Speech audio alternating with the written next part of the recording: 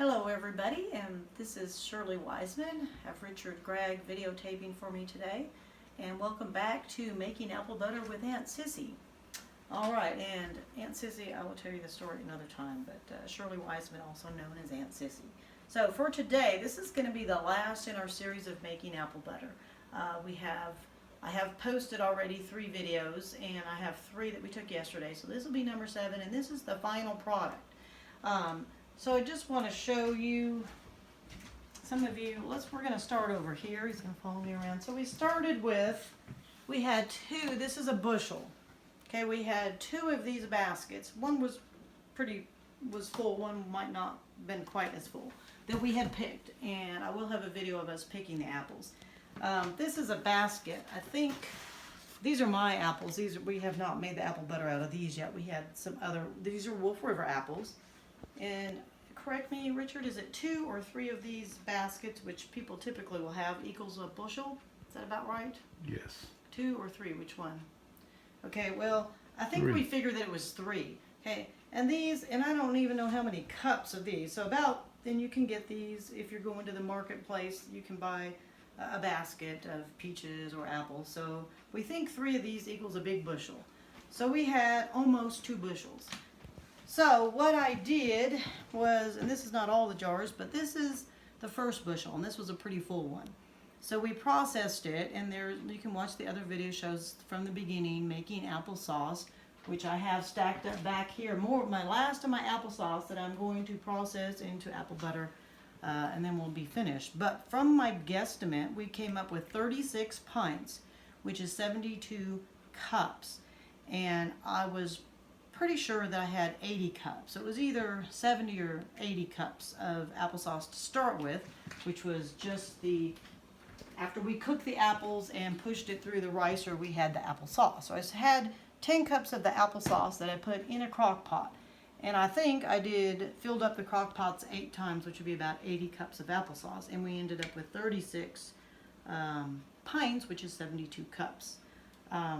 It might have only been 7 because I'm trying to figure this out for y'all so you can have an idea of how much you start with and how much you end up with. But it never works the same. But just to show you over here, so this is one of my crock pots, and it had 10 cups of applesauce, which then we added 5 cups of sugar, and we added a tablespoon of cinnamon, we added a teaspoon of allspice, a half a teaspoon of cloves, and a half a teaspoon of nutmeg.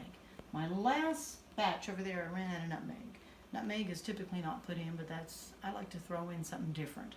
I also did 4 tablespoons of lemon juice and a teaspoon of zest. Basically, you take 1 lemon, you zest it, and I had my zester here. You zest it, and then put all that rind in one, juice it, and put all the juice in one crock pot, which is equivalent to approximately 3 to 4 tablespoons of juice and about 1 tablespoon or 1 teaspoon or 1 to 2 of rind. So one of these crock pots. So what I have is out here, so if you can see it all, this is for my canner. I'm getting ready to process these. These I cooked, and also for cooking time. So my guesstimate is about 10 hours cooking. Sometimes it takes longer, and if you're working and you want to leave it overnight, some settings have a warm setting on the crock pots. Just to give you an idea, this is an older one. It has off, low, and high. So it takes longer to cook. This one cooks very fast for some reason, and it was basically cooked. Yesterday we started I think this one was about 4 or 5 o'clock, and we went to bed at about 10. So in about 6 hours on high, it was already cooked. And actually we had to turn it down to low. And then overnight I just put it on warm, keep warm. So, and it made it nice and thick, and now I have taken that crock pot and I put it in.